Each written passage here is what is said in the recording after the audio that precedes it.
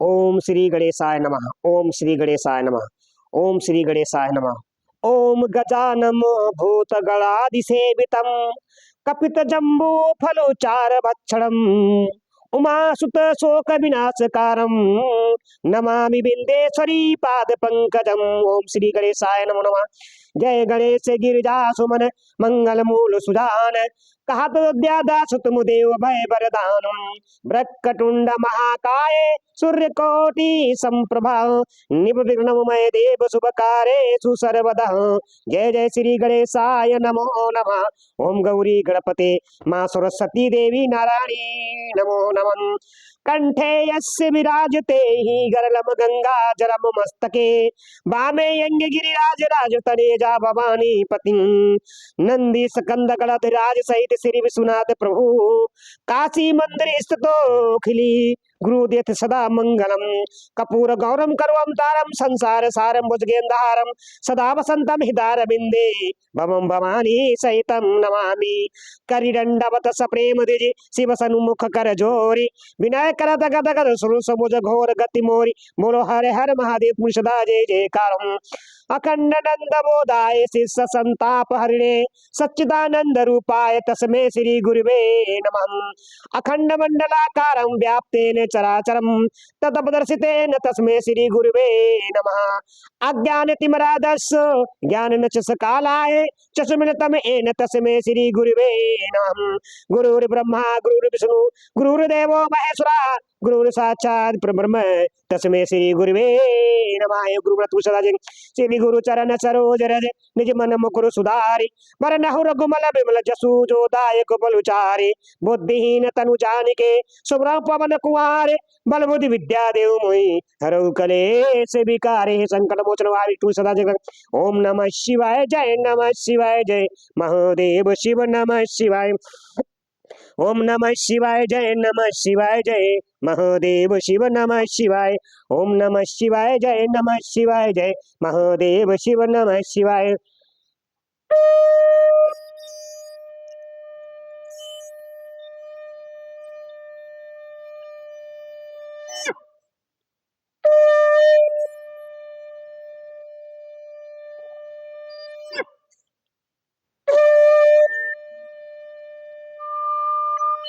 हर हर महादेव शिव शंभो हर हर महादेव शिव शंभो हर हर महादेव शिव शंभो हर हर महादेव शिव शंभो हर हर महादेव शिव शंभो। हरे कृष्ण कृष्ण कृष्ण हरे हरे। भक्तजनों सबको सीताराम सीताराम सीताराम। मेरे YouTube चैनल माध्यम से मैं श्री शिव महापुराण कथा सभी को सुना रहा हूँ। जो हमारी श्री शिव महापुराण कथा पूरी सुनना चाहते हैं, किताब में जो क्या शब्द लिखा है आपको पढ़ के मैं सभी को सुना रहा हूँ। मेरे चैनल को सब्सक्राइब करें, लाइक करने, कमेंट करें, शेयर करें। बोलो हर हर महादेव सदा जय जयकार। कथा जो चल रही उमा संहिता से, जो कल कथा मैंने सुनाई थी, काल मृत्यु को जीत कर अमृत प्राप्त करने की 4 यौगिक साधनाएं और प्राणायाम, भ्रूम अध्याय में अग्र का ध्यान, मुख से वायुपान तथा मुड़ी हुई जिन्हा द्वारा गले की घाटी तक स्पर्श की कथा, जो कल कथा मैंने सुनाई थी। आज जो मैं आपको तो कथा सुनाने जा रहा हूँ श्री शिव महापुराण कथा उमा संहिता से भगवती उमा की, भगवती उमा के कालिका अवतार की कथा, समाधि और सुरथ के समक्ष मेधा देवी को कृपा से मटुकैटभ के वध का प्रसंग सुनाना। जो इस कथा को सुनेगा, इस कथा को जो भी सुनेगा, समस्त कलयुग के पाप नष्ट हो जाएंगे और सारी मनोकामनाएं पूर्ण हो जाएंगी और घर में सुख शांति समृद्धि बनेगी। बोलो हर हर सदा जय जयकार। राम राम की लूट सके तो लूटे, काल समय पछताएगा जब प्राण जाएंगे छूट। बोलो सिया बलराम चंद्र की जय, हे पवन पुत्र हनुमान की जय। बोलो हर हर महादेव तुम सदा जय जयकार। भक्तजनों, हमारा जीवन बड़ी दुर्बलता, बड़ी कठिन से मिलता है, इसको व्यर्थ मत गवाओ, अपने कर्म के साथ शिव हरि का भजन करो। बोलो हर हर महादेव तुम सदा जय जयकार। इसके अनंतर छाया पुरुष सर्ग, कश्यप वंश, मनंतर मनुवंश, सत्यव्रतादि वंश, पितृकल्प तथा व्यासोत्पत्ति आदि का वर्णन सुनने के पश्चात मुनियों ने सूत जी से कहा, ब्रह्म वेताओं में से सूत जी, हमने आपके मुख से भगवान शिव की अनेक अनेक इतिहासों से युक्त रामायणी कथा सुनी, जो उनके जो उनके नाना अवतारों से संबंध रखती है तथा मनुष्यों को भोग और मोक्ष प्रदान करने वाली है। अब हम आपसे जगजननी भगवती उमा का मनोहर चरित्र सुनना चाहते हैं। परम ब्रह्मा परमात्मा महेश्वरी की जो अध्या अध्या सनातनी शक्ति है, वे उमा नाम से विख्यात है। वे ही त्रिलोकी को उत्पन्न करने वाली पराशक्ति है। महामते दक्ष कन्या सती और हिमावानी की पुत्री पार्वती ए उमा के 2 अवतार हमने सुने। सूत जी, अब उनके दूसरे अवतारों का वर्णन कीजिए। लक्ष्मी जननी जगदम्बा उमा के गुणों को सुनने से कौन कौन बुद्धिमान पुरुष विरत हो सकता है। ज्ञानी पुरुष भी कभी उनके कथा श्रवण के शुभ अवसरों को नहीं छोड़ते। सूत जी ने कहा कि महात्माओं, तुम लोग धन्य हो और सर्वदा कृत हो, क्योंकि परा अम्मा उमा के महान चरित्र के विषय में पूछ रहे हो। जो इस कथा को सुनते हैं, पूछते हैं और बाँचते हैं, उनके चरण कमलों की धूलि को ही ऋषियों ने तीर्थ माना है। जिनका चित्त परम संबंधित स्वरूपा श्री उमा देवी के चिंतन में लीन है, वे पुरुष धन्य है। कृत है उनकी माता और कुल भी धन्य है, जो समस्त कारणों की भी कारण रूपा देवेश्वरी उमा की स्तुति नहीं करते। वे माया के गुणों से मोहित तथा भाग्यहीन है, इसमें संशय नहीं है। जो करुणा रस की सिंधु स्वरूपा महादेवी का भजन नहीं करते, वे संसार रूपी घोर अंधकूप में पड़ते हैं। जो देवी उमा को छोड़कर दूसरे देव देवताओं की शरण लेता है, वह मानो गंगा जी को छोड़कर प्यास बुझाने के लिए मरु स्थल के जलाशय के पास जाता है। जिनके स्मरण मात्र से धर्म आदि चारों पुरुषार्थों की अन्यास प्राप्ति होती है, उन देवी उमा की आराधना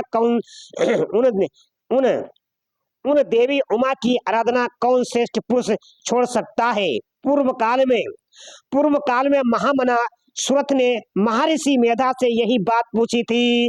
उस समय मेधा ने जो उत्तर दिया मैं वही बता रहा हूँ, तुम लोग सुनो। पहले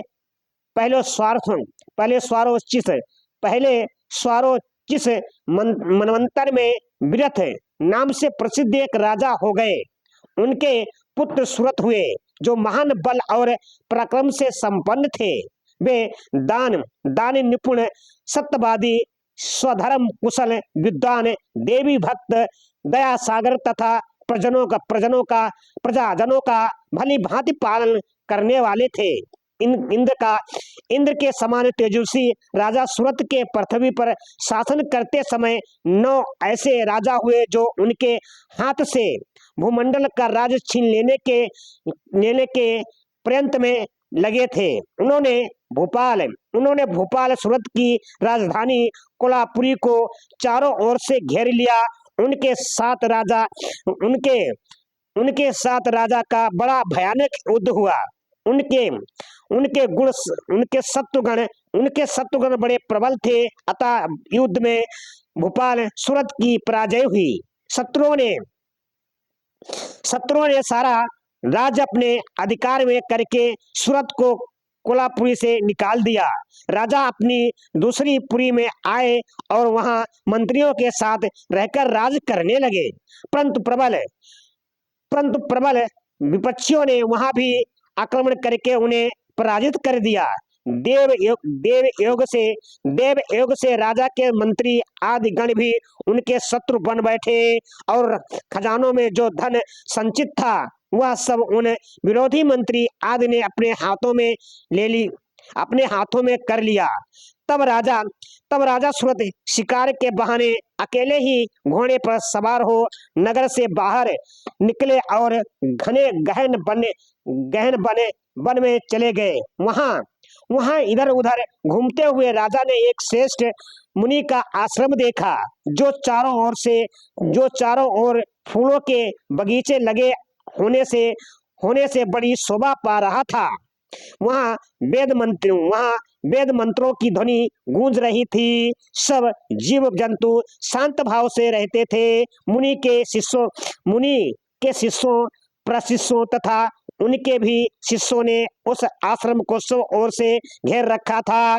महामते विप्रवर मेधा के प्रभाव से उस आश्रम में महाबली व्यग्र आदि अल्प शक्ति वाले 9 गौ आदि पशुओं को पीड़ा नहीं देते थे। वहां जाने पर मुनीश्वर मेधा ने मीठे वचन, भोजन और आश्वासन द्वारा उन परम दयालु विद्वान नरेश का आदर सत्कार किया। एक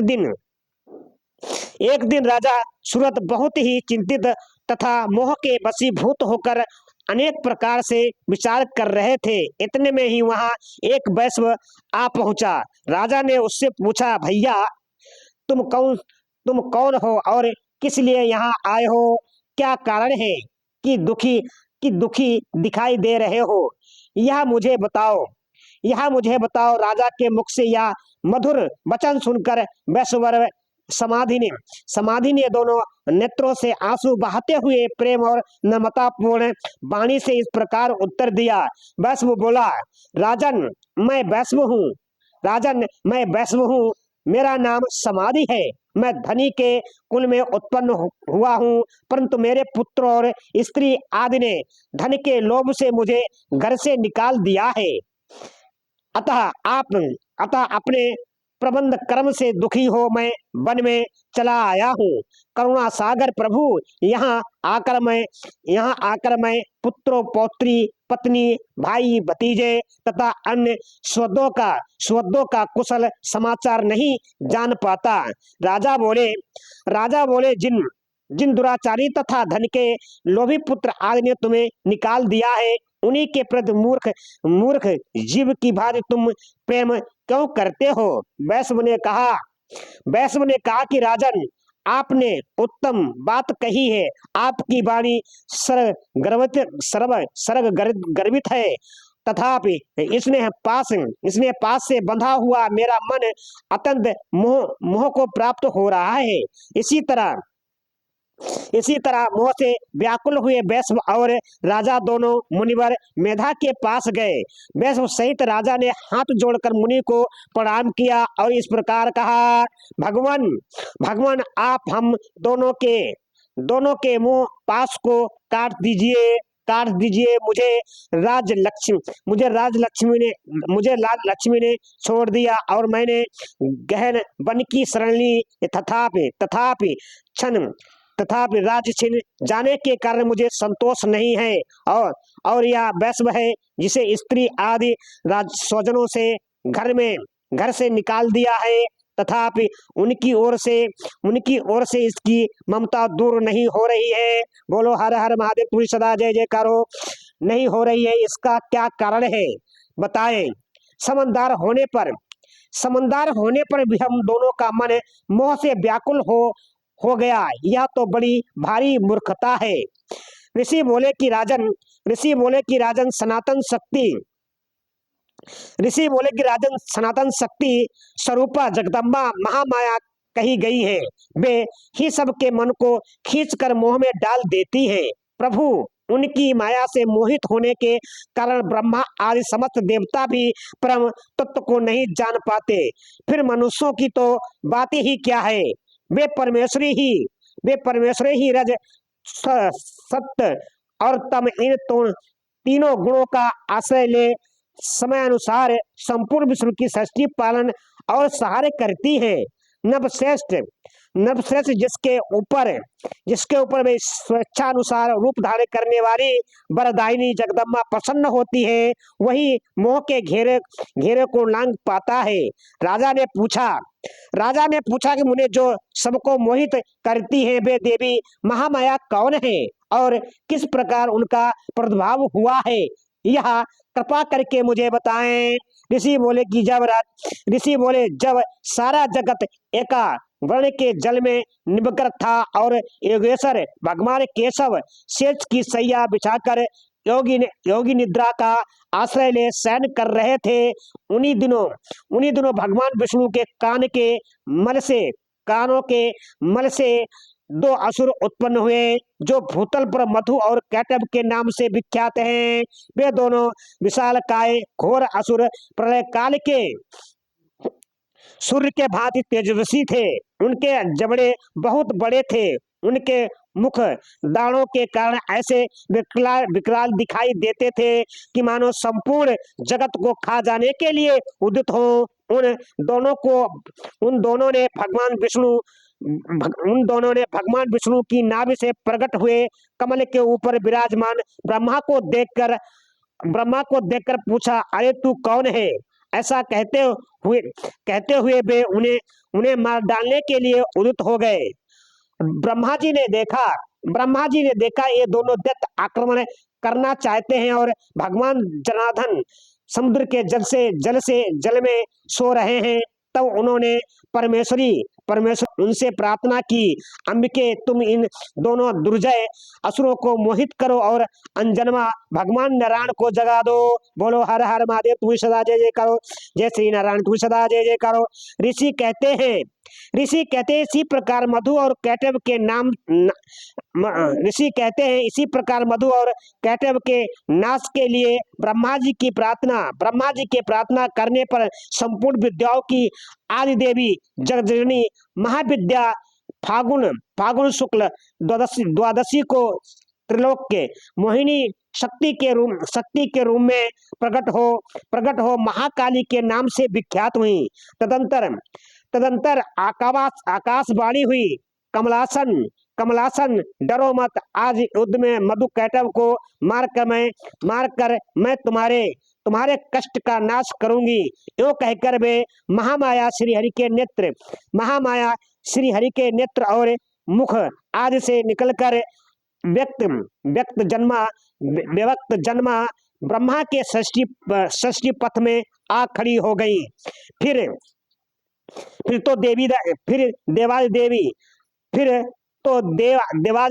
देवादिदेव ऋषिकेश जराधन जग उठे। उन्होंने अपने सामने दोनों दैत्य मधु और कैटव को देखा। उन दैत्यों के साथ अतुल तेजस्वी विष्णु का 5000 वर्षों तक बाहु युद्ध हुआ। तब महामाया के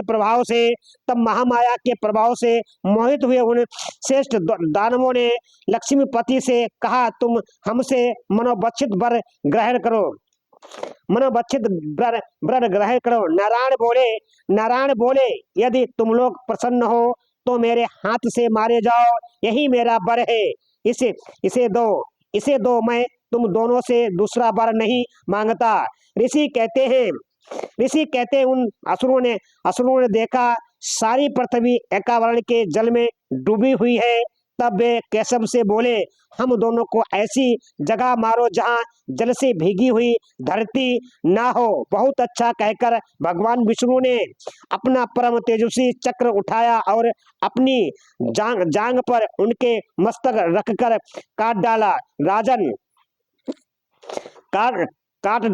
राजन, यह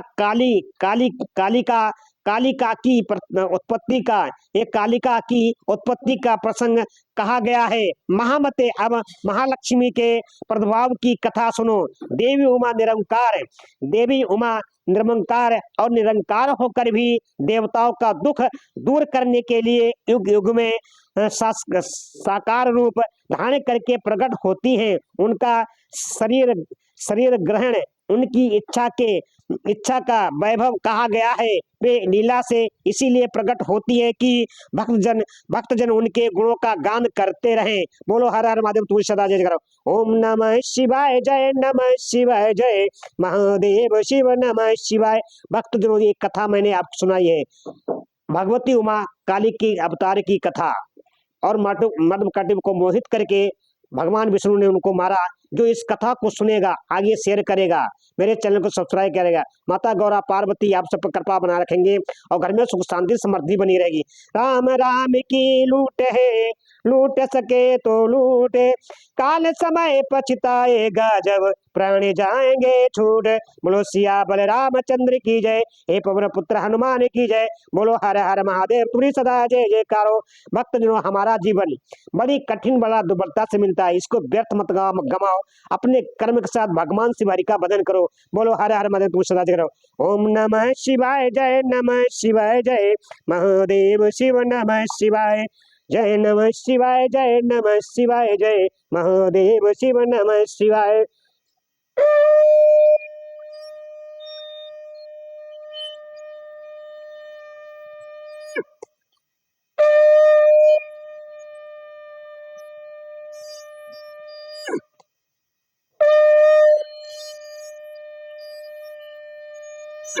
हरे हर महादेव शिव शंभो, हरे हर महादेव शिव शंभो, हरे हर महादेव शिव शंभो, हरे हर महादेव शिव शंभो। भक्तों, सभी को दुख निवारण की श्री से महापुराण कथा है। सभी दुखों को निवारण करने वाली श्री से महापुराण कथा है। इसको समय निकाल कर जरूर सुने और पूरी कथा सुने, तभी आप सभी को समझ में आएगी। जय जय बोला।